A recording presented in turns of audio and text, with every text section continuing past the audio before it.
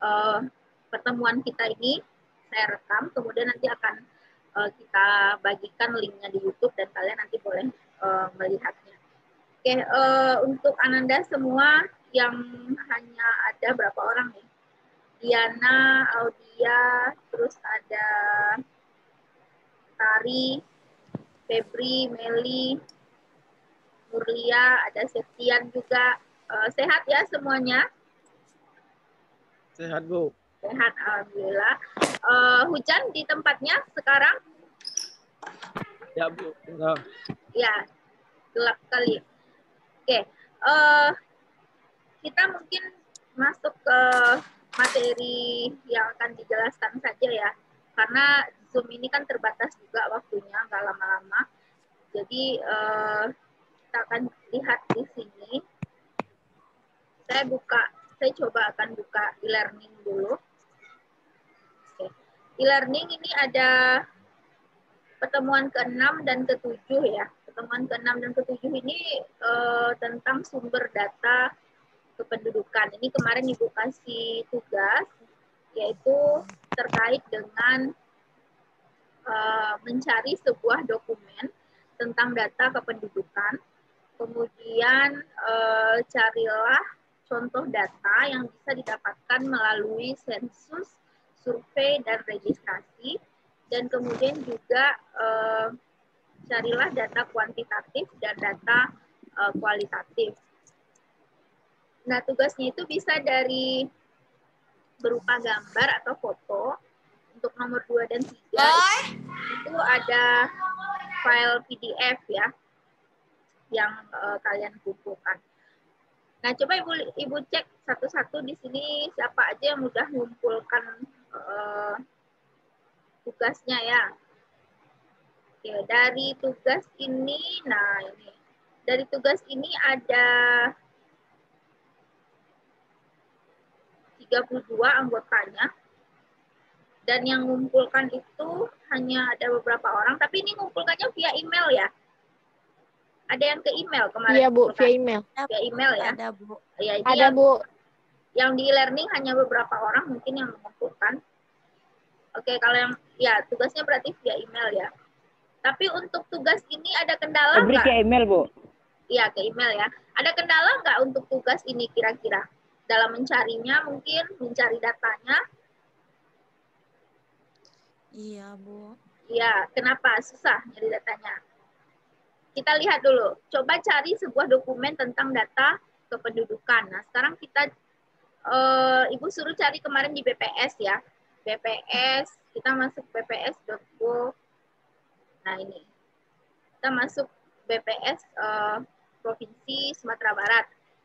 Nah, ini udah keluar BPS.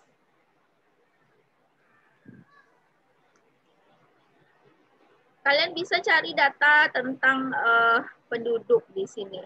Jadi untuk mencari data penduduk itu sebenarnya gampang sekali. Ini udah ada sosial dan kependudukan. Nah, ini langsung diklik aja. Ini langsung diklik, kemudian coba ambil yang gender misalnya. Di data gender. Kemudian nanti, nah ini misalnya persentase penduduk menurut jenis kelamin dan kabupaten. Jenis kelamin dan kabupaten atau kota. Nah, ini silakan nanti diambil ini, diklik. Nah, ini kemudian muncul data-data seperti ini. Nah, jadi ini adalah dikatakan sebagai data kependudukan. Nah, ini ada semuanya, kabupaten dan kota di Provinsi Sumatera Barat. Nah, ini semuanya lengkap. Ini laki-laki, ini perempuan. Di tahun 2019, 18, 17. Nah, ini lengkap semua datanya. Nah, kalian bisa ambil ini, data ini. Jadi, data ini sebenarnya yang dikatakan dengan data kependudukan. Nah, jadi, carilah sebuah dokumen terkait data kependudukan dalam angka. Dokumennya bisa dapatkan dari BPS. Nah, ini udah dapat dokumennya ya. Atau mungkin bisa juga yang langsung padang dalam angka misalnya. Itu juga bisa kalian cari. Itu juga bisa sebenarnya. Bisa di sini. Sumatera Barat dalam angka. Jadi bisa di-search juga.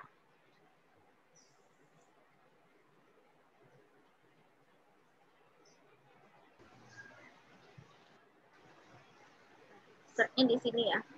Sumatera Barat dalam angka.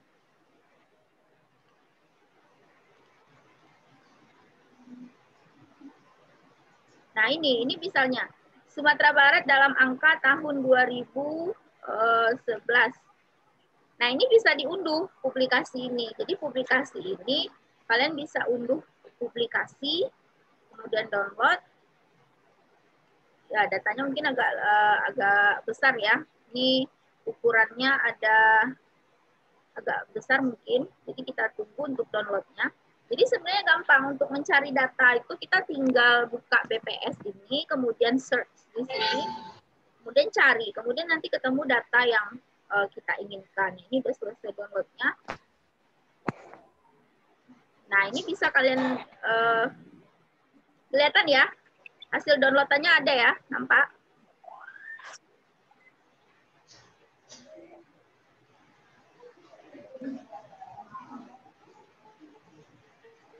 Nah, ini hasil downloadannya Sumatera Barat dalam angka tahun 2011.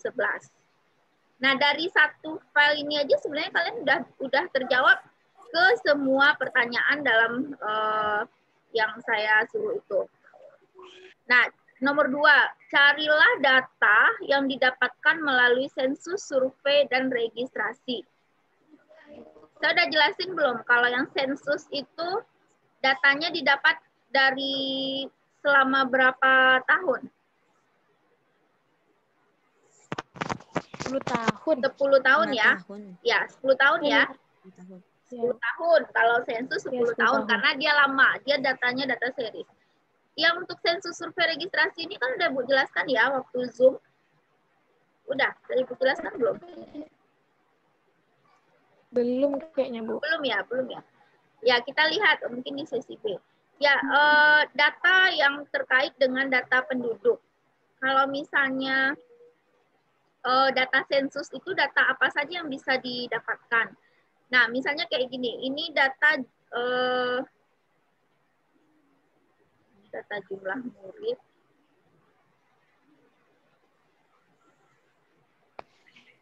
Nah, ini data sekolah ya, data jumlah pendidikan anak usia dini atau PAUD.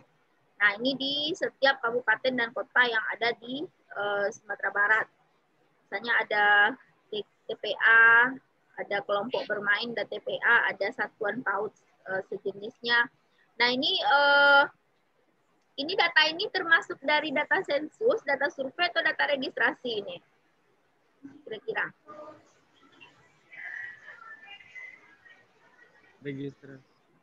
Registrasi. Kenapa registrasi? Sensus, Bu. Sensus. Kenapa data sensus? Coba, kenapa Diana data sensus? Ini data terkait dengan jumlah anak sekolah ini ya. Ini jumlah lembaga, jumlah guru, dan ini jumlah muridnya. Ini adalah tahunnya adalah tahun 2010. Jumlah pendidikan PAUD, non formal, lembaga, murid, dan guru tahun 2010. Di Kepulauan Mentawai ada 63, gurunya ada 179, muridnya ada 2.260. Ya, pesisir selatan.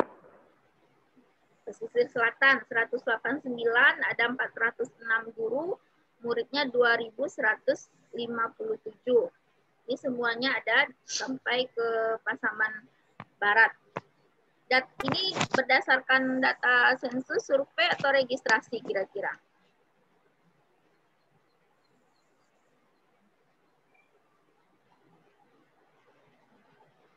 Tadi ada yang bilang sensus, ada yang bilang registrasi. Yang mana? Atau data survei ini, jangan-jangan. Data survei. Nah, kalau ini persentase penduduk berumur 15 sampai 64 tahun ke atas yang buta huruf menurut jenis kelamin dan kabupaten atau kota. Ini yang anak-anak yang bukan anak-anak ya, orang-orang yang penduduk yang buta huruf ini umur 15 sampai 64 tahun. Nah, kalau ini yang untuk penduduk, ini biasanya didapatkan dari data survei ya. Data survei kenapa? Karena dia ada spesifiknya di sini adalah yang buta huruf. Penduduk yang buta huruf. Nah, kalau yang ini biasanya didapatkan dari data registrasi. Kenapa registrasi? Karena ini terkait dengan data kependidikan. Jadi data kependidikan ini adalah data-data jumlah lembaga, kemudian jumlah guru dan jumlah murid. Nah, biasanya itu akan ada pada data registrasi atau data yang sekolah itu sekolah itu yang memberikan data kepada pemerintahan. Artinya seperti itu. Jadi setiap sekolah itu kan dia akan memberikan berapa sih data jumlah muridnya, berapa data jumlah gurunya, kemudian setiap daerah juga akan melaporkan berapa jumlah lembaga pendidikan yang ada di tempat mereka. Itu namanya registrasi. Jadi data ini didapatkan dari orang yang memiliki data itu sendiri. Ini data registrasi. Kemudian mana yang data sensus? Nah, yang data sensus itu biasanya adalah data tentang jumlah penduduk atau nah ini biasanya jumlah pendapatan setiap masyarakat misalnya dalam tahun itu berapa. Nah, itu biasanya adalah data sensus. Nah, di sini kita kasih contoh data sensus itu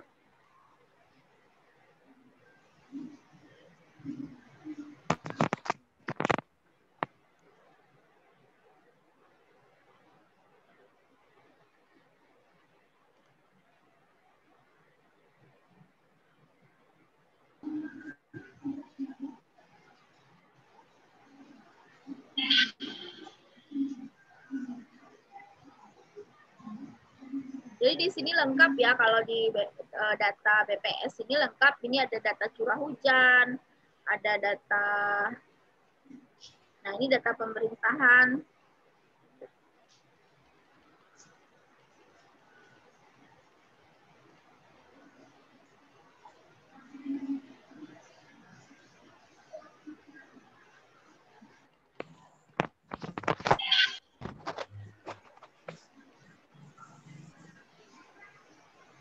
Nah, ini data penduduk dan ketenagakerjaan. Nah, kita lihat di sini. Nah, ini contohnya. Jumlah penduduk menurut kabupaten atau kota berdasarkan jenis kelamin dan rasio jenis kelamin di Provinsi Sumatera Barat. Nah, ini biasanya didapatkan dari data sensus, yaitu menghitung jumlah penduduk di suatu wilayah tertentu. Nah, ini jumlah penduduk berdasarkan umur dan jenis kelamin. Atau ini jumlah penduduk berdasarkan status perkawinan, single, married, divorce, widow, ya. Ini jenis penduduk berdasarkan status perkawinan. Jadi di dalam data sensus itu pasti akan salah satunya yang akan ditanyakan atau yang perlu diisi itu adalah status perkawinan di sini. Nah, jadi ini jumlah penduduk berdasarkan, nah ini juga penduduk berumur 15 tahun ke atas yang bekerja, pengangguran dan bukan angkatan kerja. Nah, ini juga biasanya didapatkan berdasarkan data sensus. Karena di dalam isian sensus itu salah satunya adalah menanyakan apakah seseorang itu bekerja atau tidak. Ini didapatkan dari data sensus. Jadi itu yang terkait dengan contoh dari tugas yang sudah kalian kerjakan. Kita lihat di sini. Kemudian mana yang data kuantitatif dan data kualitatif. Nah, yang jelas kalau data kuantitatif itu adalah data yang terkait dengan angka. Tadi data-data angka itu data kuantitatif, sementara data kualitatif itu berupa kalimat-kalimat yang menjelaskan tentang kependudukan. Nah, itu gampang sekali mungkin ya, nomor 3.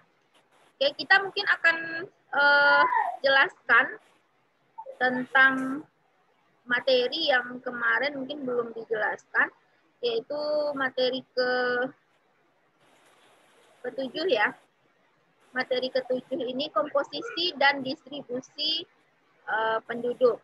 Nah, di sini komposisi dan distribusi penduduk. Kita akan jelaskan di sini tentang dinamika penduduk, kemudian ada komposisi penduduk, persebaran, dan piramida. Nah, kalau dinamika penduduk ini mungkin sama dengan yang sudah kita jelaskan sebelumnya juga, yaitu kekuatan-kekuatan yang menambah dan yang mengurangi. Kalau yang menambah penduduk, yang pasti yang menambah jumlah penduduk itu adalah angka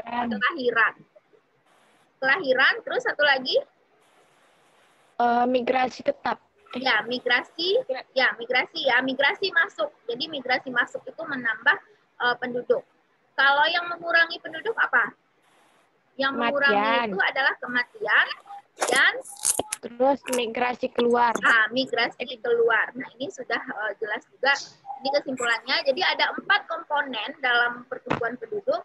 Ada kelahiran atau fertilitas, ada kematian, mortalitas, kemudian ada migrasi masuk, dan out-migration atau migrasi keluar. Jadi ada 4 komponen pertumbuhan penduduk. Nah, ini rumusnya yang kemarin ya.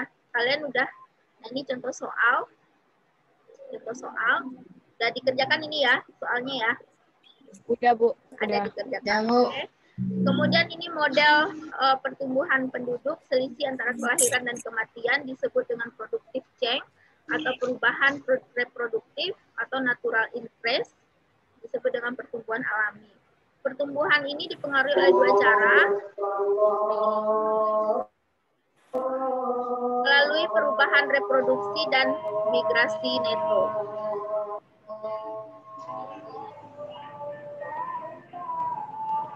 Kemudian kita masuk ke komposisi penduduk. Nah, coba kita lihat yang dimaksud dengan komposisi penduduk di sini.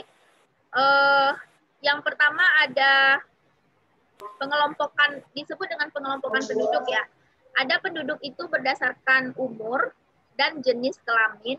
Kemudian ada juga penduduk berdasarkan tingkat pendidikan, status keturunan, dan lain sebagainya. Kemudian ada lagi penduduk berdasarkan ekonomi, yaitu lapangan kerja, jenis pekerjaan, dan tingkat pendapatan.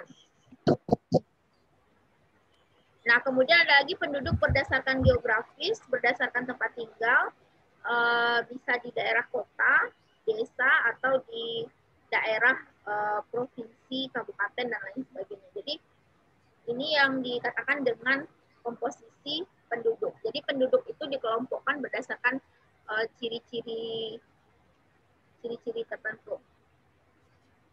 Nah, ini distribusi umur dalam demografi. Distribusi umur ada yang 1 tahun dan ada yang 5 tahunan. Contohnya umur 1 tahun, umur 0, 1, 2, dan seterusnya. Kemudian umur 5 tahunan 0 sampai 4, 5 sampai 9, 10 sampai 14, dan seterusnya. Jadi itu yang contoh dari komposisi penduduk. Kemudian ada yang jumlah penduduk berdasarkan angka buta aksara misalnya. Itu tadi yang contohnya, Ibu yang kasih contoh tadi ya, yang jumlah penduduk yang tidak bisa membaca dan menulis misalnya seperti itu. Jadi ini terkait dengan jumlah penduduk. Kemudian ada komposisi penduduk atas dasar geografis. Nah, ini kepadatan penduduk suatu wilayah misalnya jenisnya ada 2, ada kepadatan penduduk aritmetika, yaitu jumlah penduduk dibagi dengan luas wilayah. Nah, ini contohnya berapa kepadatan penduduk aritmatik dari jumlah penduduk di Indonesia hasil sensus tahun 2000. Ini gampang ya, ada yang bisa nyarinya kemarin nih? Berapa hasilnya? Udah, Bu. Pembagian aja ya, dibagi aja ya itu ya. Jumlah penduduk dibagi dengan luas wilayah. Dapat kepadatannya hasilnya.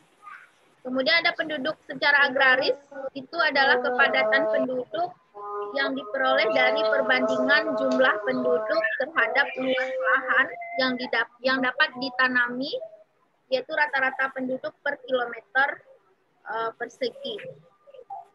Jumlah penduduk dibagi dengan luas lahan pertanian. Nah, ini contoh soalnya.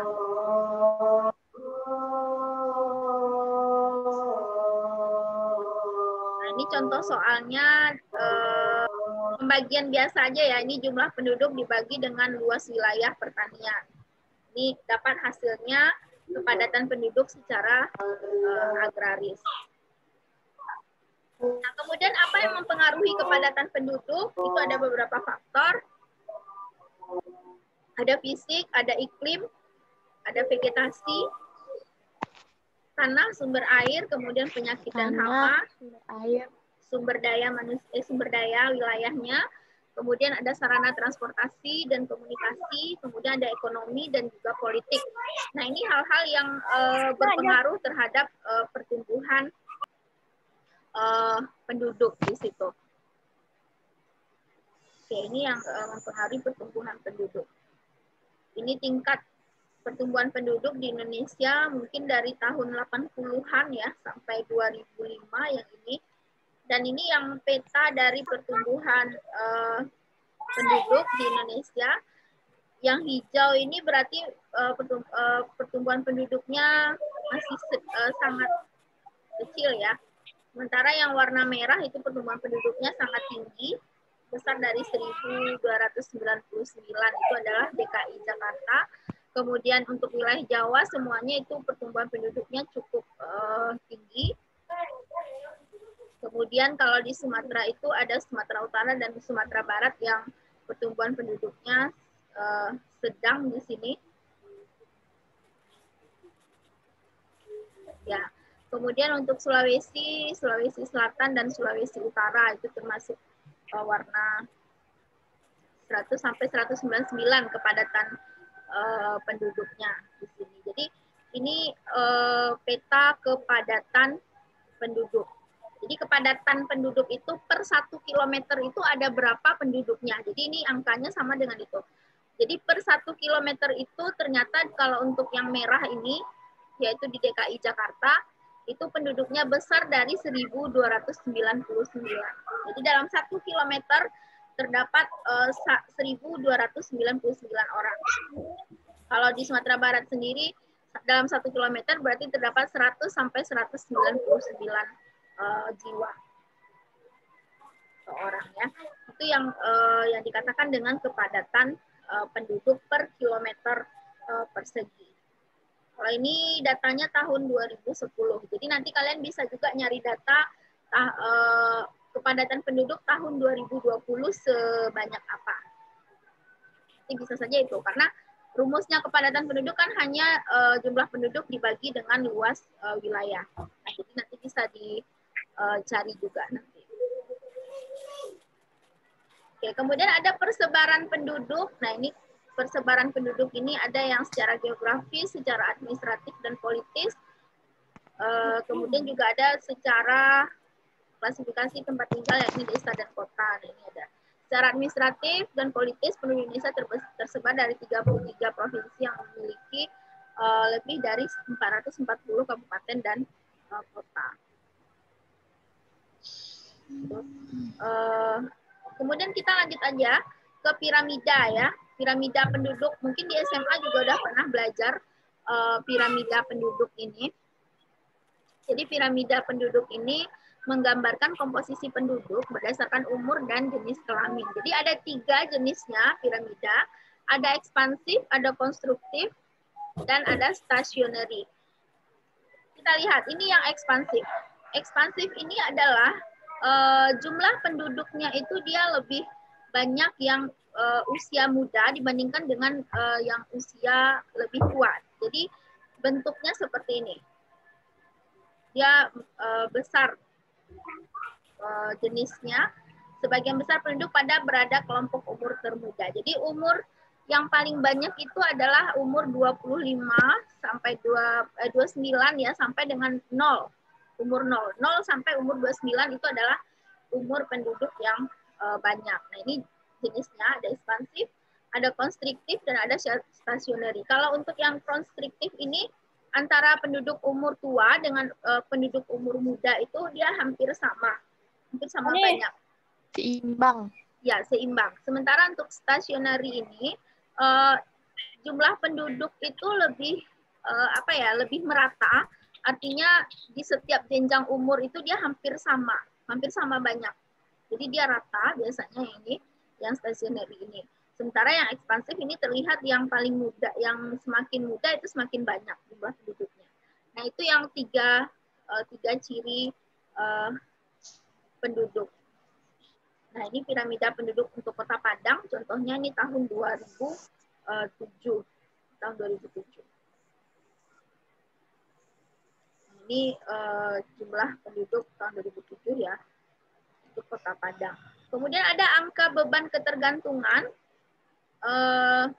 Ini disebut dengan perbandingan antara jumlah penduduk yang tidak produktif. Yang tidak produktif itu umurnya adalah penduduk usia di bawah 15 tahun dan 65 tahun ke atas, dengan jumlah penduduk yang produktif secara ekonomi, yaitu 15 sampai dengan 64 tahun.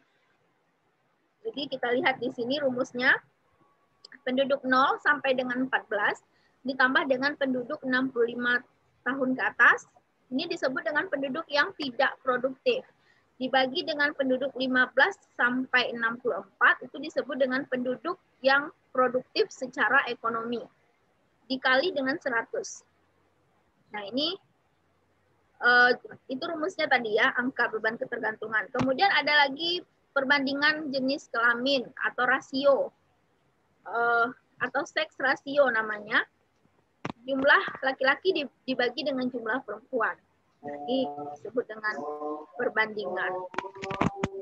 Oke, kemudian sampai di sana ya. Ada pertanyaan sebelum itu? Ini ada soal. Ada 5 soal. Ada dikerjakan nih 5 soal ini? Ada, Bu. Bisa ya. Sensus ini melihat angka beban ketergantungan. Angka beban ketergantungan gampang tadi, penduduk yang tidak produktif dibagi dengan jumlah penduduk yang produktif. Kemudian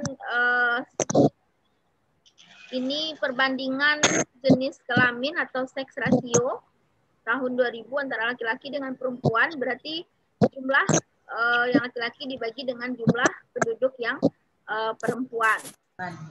Kemudian yang ketiga ini adalah kepadatan penduduk. Ini kepadatan penduduk secara aritmatik, yaitu jumlah penduduk dibagi dengan luas wilayah. Yang keempat, jumlah penduduk, hitung jumlah penduduk pada tahun berikut. Nah ini ada jumlah penduduk tahun 2005, kemudian ada jumlah kelahirannya, ada jumlah kematian, dan kemudian ada jumlah penduduk yang masuk dan yang keluar. Nah ini rumus-rumus yang awal ini ya.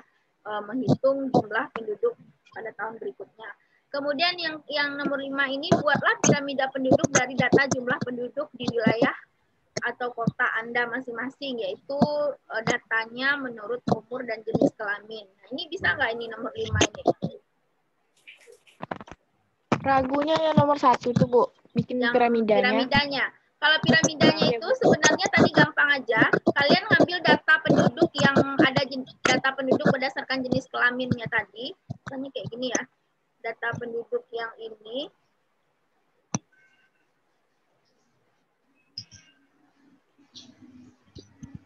Data BPS yang ini laki-laki, ini perempuan ya. Ambil aja yang data, misalnya ini data kalau ini kan per kota, per kabupaten kota. Nah, biasanya ada data penduduk yang terkait dengan yang ini, kita ambil yang ini aja. Nah, ini data penduduk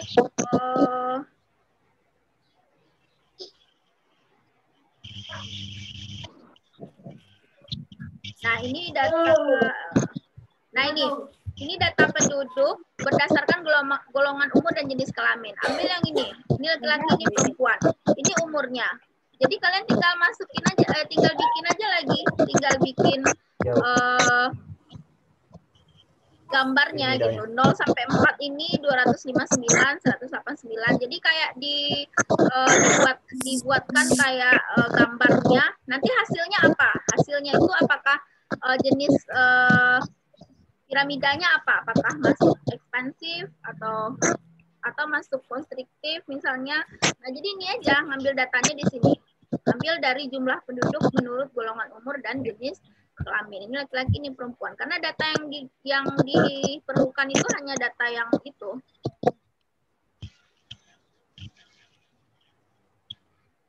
Bentar lagi kayaknya akan berakhir Zoom-nya karena waktunya sudah habis ya. Jadi kalau nanti udah habis waktunya, kalian nanti kita boleh diskusi saja di internet. Jadi masukkan aja datanya dan akhirnya nanti akan keluar gambarnya seperti ini. Apakah dia mau gambarnya ekspansif, konstruktif, atau stasioner. Karena yang dibutuhkan memang hanya itu aja, umur dan jenis kelamin. Itu yang dibutuhkan sebenarnya datanya. Oke, kemudian ada hitung seks rasio. Nah, hitung seks rasio ini juga gampang. Tinggal ngambil data yang tadi aja. Ngambil data yang ini, tetap data ini juga. Tinggal dihitung aja lagi. Jumlah laki-laki dibagi dengan jumlah perempuan. Nah, berapa hasilnya? Dikalikan 100. Nah, itu yang hasilnya yang disebut dengan seks rasionya. Oke, sampai di sana mungkin ada pertanyaan. Kayaknya nanti kalau dependensi rasio juga gampang ya. Tinggal nyari data jumlah penduduk umur sekian sampai kemudian dibagi dengan jumlah penduduk umur yang masih produktif, yaitu umur 15 sampai dengan umur 64 tahun. Nah, mungkin itu aja yang untuk soal nomor 5. Yang jelas kalian bisa mengerjakan semua soal yang ada di sini ya. Oke, sampai di sini dulu ada pertanyaan karena waktu kita 1 menit lagi akan berakhir. Nanti akan Ibu jelaskan. Kita belum, udah ada yang meet belum ini? Meet semesternya. Belum, Bu. Belum, Bu. Belum ada? Belum. Belum ya. Oke, berarti kalian udah jelas ya apa yang jelaskan di sini. Oke, sebelum yang kali 100 tuh 100%, Bu, atau 100 angka 100 aja, Bu? Dikali 100 tapi nanti hasilnya itu pakai persen. Misalnya kayak seks rasio itu dia nggak pakai, kalau seks rasio dia nggak pakai persen. Kalian lihat aja hasil seks rasio di dalam apa? Di dalam dalam angka BPS, dalam angka tadi itu ada seks rasio juga biasanya. Kalian lihat di situ, kalau untuk perhitungan seks rasio dia tidak pakai persen, tapi hanya dikali 100 aja. Tapi kalau untuk yang lain itu dia memang hasilnya nanti pakai persen di situ, di hasilnya. Diambil tuh di 3 angka di belakang koma atau ditulis semuanya, Bu? Boleh 2 angka di belakang, 1 angka di belakang koma aja.